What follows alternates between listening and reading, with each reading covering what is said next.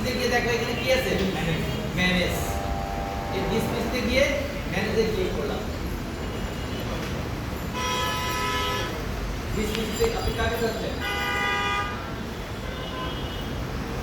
আরে পিছনে পিছন দিয়ে এসে বসেন মানে কতক্ষণ দাঁড়িয়ে থাকবেন?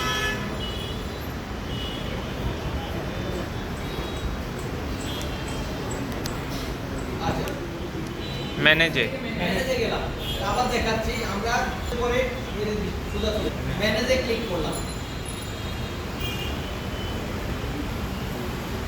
ম্যানেজে ক্লিক করার পরে এখান থেকে একটা ডিভাইস ম্যানেজার একটা জিনিস দেখা যাচ্ছে, আর একটা হলো ডিস্ক ম্যানেজমেন্ট। ডিভাইস ম্যানেজার অন্য কিছু জানবো। আমরা এখন কোথায় যাব?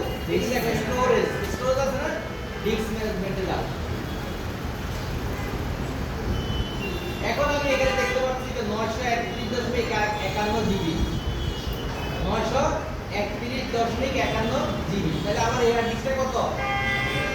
1 টেরাবাইট। কখনো 100% মেমোরি শো করে না, বুঝা গেছে? মনে করে স্বর্ণের দোকানে তুমি একটা গয়নার অর্ডার দিলা, তাদের নিজের জন্য দিলা অথবা মার জন্য, বোর জন্য, তার জন্য অর্ডার দিলা। যদি বলা যায় না আমাকে 5 ভরি দিয়ে বা 3 ভরি বা আমাকে 2 ভরি দিয়ে বানিয়ে দিতে হবে, হুবহু কি পারে? পারবে না। হয়তো একটু কম হবে, নাতে একটু হ্যাঁ হুবহু পারে, একটু কম দিয়ে লাস্টে যখন দেখবেন মিলে না, একটু দুই একটা ফোঁটা দুটো জায়গায় ফেলে দিতে পারে, মিলে দিয়ে দিলে সেটাও তো করতে পারে। কিন্তু হার্ড ডিস্কের বুঝা গেছে? ট্রান্সফর্মার এই ট্রান্সফরমারের কাজ হলো, ট্রান্সফরমার বড় আছে আবার ছোট ইয়ের মতো আছে, বোতলের মতো আছে। হ্যাঁ, দুই ধরনের হয়।